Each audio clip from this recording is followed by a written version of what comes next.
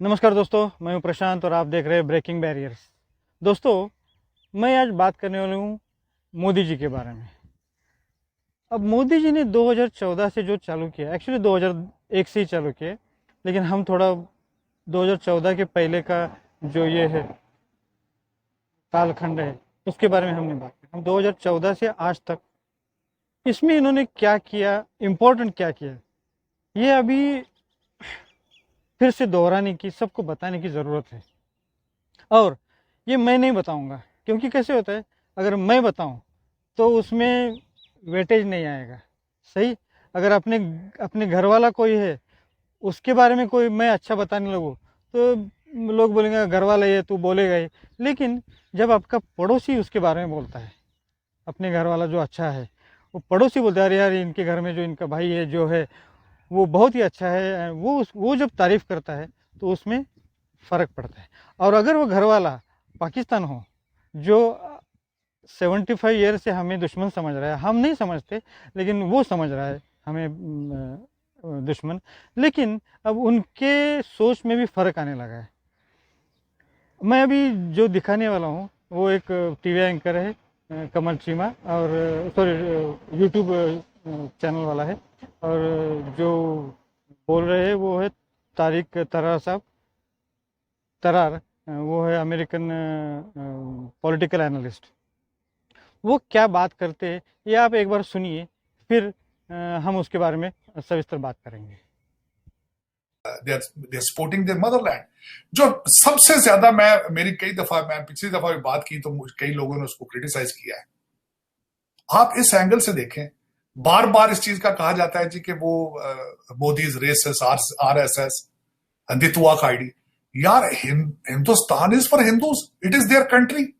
तो बिल्कुल, और उन्होंने अगर उनको पैट्रियटिज्म, उन्होंने नेशनलिज्म दिया है, you have to give them credit for that. आपको कॉपी करना चाहिए। मैंने अगले दिन मैंने पिछले सेगमेंट में कहा था कि हमें मोदी जी साहब जैसा हमें लीडर चाहिए पाकिस्तान के अंदर। कई लोगों ने कहा जी तुम इंडिया शिफ्ट हो, जो तुम यार इतना भी सब्र तुम में नहीं है। मैंने वो इस कॉन्टेस्ट में कहा था कि भाई भारत के लिए वो एक somebody is very nationalist for his country, उसमें क्या गलती है भाई। हमें मोदी साहब जैसा लीडर चाहिए जो पाकिस्तान के लिए मुखलिस हो, जिसके अंदर पाकिस्तान के लिए नेशनलिज्म हो। मेरा ये मकसद था बात करने के लिए। लेकिन कई करप्ट ना हो, चोर ना हो, उनके पास वो अपने तोशाखाना का पैसा बच्चों के एजुकेशन पे लगाता हो। तकलीफ तो बड़ी होती है हमारे। उसने मोदी ने अपने पैसे जो हैं वो बच्चों के गर्ल्स एजुकेशन पे तारड़ साहब लगाए थे। ये इन्हें तो पता लगता है घड़ियां वे छड़ देने थे, जादू टूने कर देने थे, फिर गल्ला पे करनी। भारतीय डायस्पोरा की भारत के साथ लॉयल्टी की सबसे बड़ी रीजन ये है कि उन्हें पता है कि Bharat is on the right track. सबसे बड़ी सबसे बड़ा नारा क्या लगाते हैं अगले दिन भी कि मोदी है तो पॉसिबल है, मोदी है, मोदी है तो पॉसिबल है, तो मुमकिन है, मुमकिन है, मुमकिन है। ये सारा नारा लगा हर डायस्पोरा के मुंह पे चढ़ता है।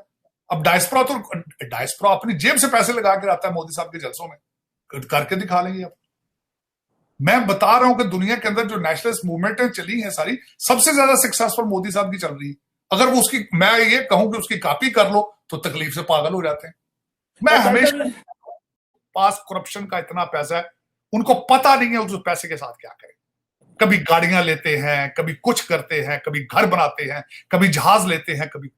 इतना बेहया और करप्ट पैसा पाकिस्तान में इतना ज्यादा है, आप सोच नहीं सकते। और मैं बता रहा हूं, सबको पता है, सबको पता है टोरंटो के अंदर किन किन के महल हैं, सबको पता है। लंदन में किन किन की प्रॉपर्टी है, इनको सबको पता है।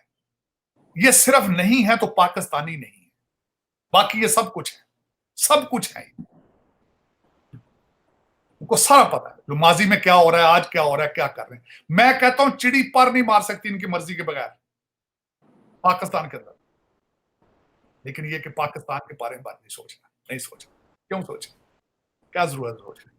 और खासकर फैसला करने वाले खुद जलंधर और अमृतसर से आए हुए हैं, जलीलो ख्वार होते हुए, मेजॉरिटी इनमें से 47 के विक्टिम है ये सारे, मेजॉरिटी इनमें से जितने रूलर और रूलिंग एलीट है। फिर भी पाकिस्तान से प्यार नहीं, फिर भी पाकिस्तान नहीं बचाना। इसका जवाब मुझे मेरी समझ से बाहर है। मेरी तो एंसेस्ट्री एक इधर की थी भी, वो तो इधर इधर से, लेकिन मुझे सबसे ज्यादा दुख किसी बात का, नेशनलिज्म ही कोई नहीं है, नेशनलिज्म ही पता नहीं को मोदी इधर भी पैदा होता मेरे तो, मैं तो ये समझता हूँ चाय वाला कह देते, चाय वाला सानू भी चाय वाला दे दो यार, कोई समोसे वाला दे दो, पकौड़े वाला, कोई नेशनलिज्म ते अगे लै आवे, हमारे लिए कैमरे दिखा देते हो, हमें दिखा देते हो ऑक्सफोर्ड के पढ़े हुए, हार्वर्ड के पढ़े हुए मनी लॉन्डरर सारे फराडिए, हमारी ताशा किस, फिर मैं बिल्कुल इसको वो एज ए पाकिस्तानी एंगल से नहीं देखूंगा, जो वो जिस तरह एक टिपिकल हमारा माइंडसेट है कि नैरो होकर हम बात करते हैं, मैं उसके इंटरनेशनल नॉर्म्स और उसको देखूंगा कि उस पे किस तरीके से उसका इम्पैक्ट यहाँ पे उसको किस तरह रिसीव किया गया, भारतीय डायस्पोरा कितना एनर्जाइज था, यूनाइटेड था, उनकी पोजिशनिंग है, उनकी पर कैपिटा इनकम है भारतीय डायस्पोरा की यहाँ पे, और वो टोटल सारा जो जिस तरह मैंने आपको बताया कि मोदी साहब की अचीवमेंट में से सबसे बड़ी अचीवमेंट ये थी कि उन्होंने नेशनलिज्म को, उन्होंने उसको नेशनलिज्म को has taken to the next level, either youth living in India और either Indian diaspora living abroad.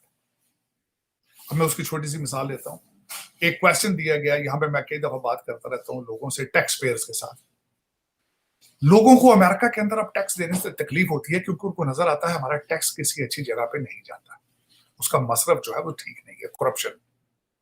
लेकिन जब मैं स्कैंडिनेवियन कंट्रीज के लोगों को देखता हूं तो वो कहते हैं कि हम टैक्स दे के खुश होते हैं क्योंकि हमें पता लगता है कि टैक्स अच्छी जगह पे जा रहा है। अब मैं उसी की मिसाल भारत के साथ देखूंगा कि they are satisfied with the leadership of Modi, that is number one thing. और फिर उसका मुजाहरा जो है वो इकट्ठे होकर करते हैं, यहाँ पे वो जो सीईओज के साथ उनकी मुलाकात हुई उस पे से मेजॉरिटी तो भारतीय नहीं जानते। अब उसके बाद जो इस वक्त मैं जो मेरा पर्सनल एनालिसिस है, आप कह रहे थे कि डिविडेंड, वाकई डिविडेंड तो उसके शुरू होंगे। मोदी जी का पहली मीटिंग जब उनकी शुरू हुई न्यूयॉर्क से, जो पहला वॉशिंगटन डीसी में आए थे, तो वो it was related to the labour और रिलेटेड टू द टेक्नोलॉजी, और एक टर्मिनोलॉजी उन्होंने यूज की थी कि will build the pipeline of intellect.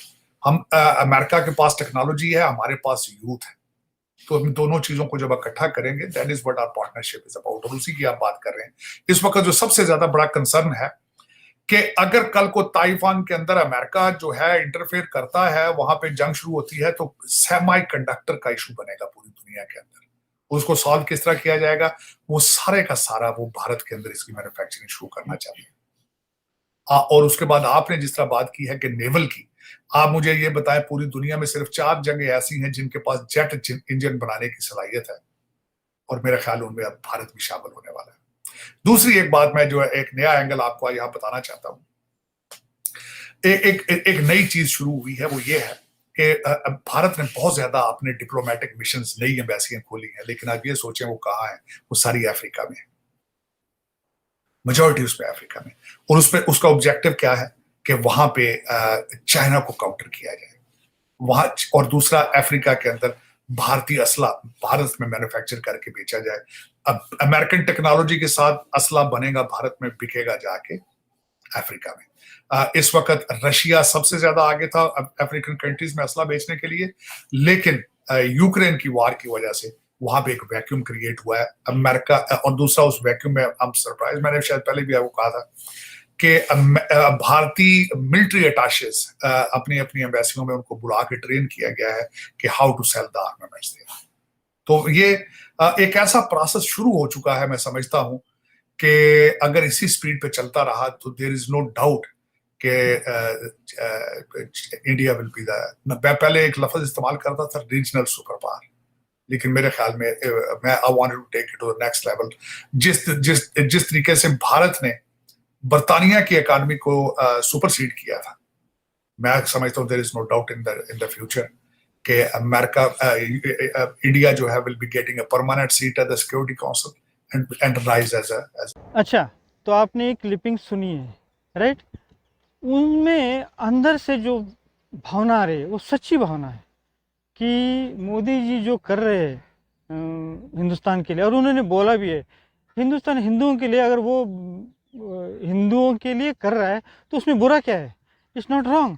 लेकिन प्रॉब्लम ये है कि हमारे देश के लोग ही उनको बुरा समझते हैं। यानी अगर एक हिंदू हिंदू के बारे में बोले तो उनको उसमें बुरा के संबंध नहीं है। पाकिस्तान में पाकिस्तान के बारे में बात करते हैं, सब दुनिया में अपने अपने आदमी की बात करते हैं, अपने अपने रिलीजन की बात करते हैं, अपने अपने देश की पैट्रियोटिज्म की बात करते हैं। अगर पैट्रियोटिज्म की बात करें तो उसमें बुरा कुछ नहीं। ये जो पाकिस्तानी साजिद तरार साहब है वो बात कर रहे हैं, तो उनको ये मोदी जी का काम देख के, जैसे वो अमेरिका में गए, जैसे वो फ्रांस में गए, उनके बारे में वो जो बात करते, उनको उनकी सोच अभी पाकिस्तानी जो इंटेलेक्चुअल्स है, पाकिस्तानी इंटेलेक्चुअल, उनकी सोच अभी बदलने लगी। उनको समझ में आ रहा है कि 70 साल इन्होंने पाकिस्तानी उनको चूरन दिया कश्मीर का, कश्मीर कश्मीर करके, और ये इंडिया तुम्हारा दुश्मन है, दुश्मन करे, अभी उनको नहीं लगता है। उसमें से वो भी बाहर आ रहे हैं। अभी उनको समझ में आ रहा है कि इंडिया बहुत, उनको भी समझ में आ रहा है कि इंडिया भी बहुत फास्ट आगे चला गया और हम पीछे जा रहे हैं, ये उनको समझ में आ रहा है। At least that is not the bad thing, it is a good start कि उनको एटलीस्ट समझ में तो आ रहा है कि इंडिया से दुश्मनी करके कुछ होने वाला नहीं है, इंडिया बहुत तरक्की कर रहा है। तो this is the thing I want to tell कि मोदी जी के बारे में वो जो बात कर रहे हैं, बाहर के देश बात कर रहे हैं, ये हमारे लोग क्यों नहीं देख रहे, उनको समझ में कैसे नहीं आ रहा है कि ये आदमी 20 घंटे काम करके, देश के लिए पूरा काम करके, पूरी मेहनत करके देश को आगे लेके जा रहा है। इसके बारे में लोगों ने सोचना चाहिए। अभी सोचो, ये अकेला आदमी, ना शादी है ना बच्चे हैं। नॉर्मल लोग क्या करते हैं, हम घर में जाते, बीबी बच्चों के साथ खाना खाते, दिन भर काम करके खाना खाते, सो जाते, टीवी देखते, सो जाते। ये क्या करता होगा? मोदी जी घर में जाते होंगे, एक रसोईया होगा, उनको खाना परोसता होगा, वो भी नॉनवेज नहीं, दारू नहीं, सिर्फ खिचड़ी बिचड़ी कुछ तो खाते होंगे। 12 बजे 1 बजे तो उनकी मीटिंग चालू होती है, वहाँ सोते होंगे, 5-6 घंटे सोते होंगे, फिर 6-7 बजे उनका दिन शुरू होता होगा। तो वो अपने लिए कुछ 1 सेकंड भी नहीं यूज़ कर रहे, ना छुट्टी ले रहे। 2001 से आज तक 2023 हो गई, आज 23-22 साल हो गए, इस आदमी ने एक छुट्टी नहीं ली। कभी भी ऐसा नहीं कि आज मुझे बुखार है, मैं आज सोने वाला हूँ। No, nothing. How is it possible? और ये इतना करके भी जब लोग उनके बारे में बुरा कहते तो थोड़ा सा और अपने ही लोग बुरा कहते तो दर्द होता है।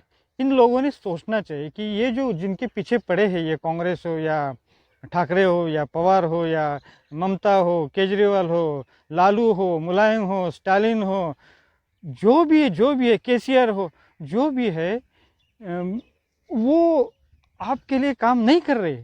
जो आदमी काम कर रहा है, दिल लगा के काम कर रहा है, उसके पीछे आपने अभी मजबूती से खड़ा रहना चाहिए। अगर देश को आगे जाना है तो आप सब लोगों ने, हम सब लोगों ने मोदी जी को ताकत देनी चाहिए। तो आई होप कि ये जो लोग हैं अभी जो अगेंस्ट है मोदी जी के, विरोधी पार्टी में है, उनको समझ में आना चाहिए कि हम थोड़ा गलत कर रहे हैं। पैट्रियटिज्म, देशभक्ति थोड़ा सोचना चाहिए। तो होपफुली उनके दिमाग में ये जल्दी आ जाए। अगर आपको ये वीडियो अच्छा लगे तो सब्सक्राइब कीजिए, लाइक कीजिए। Thank you very much.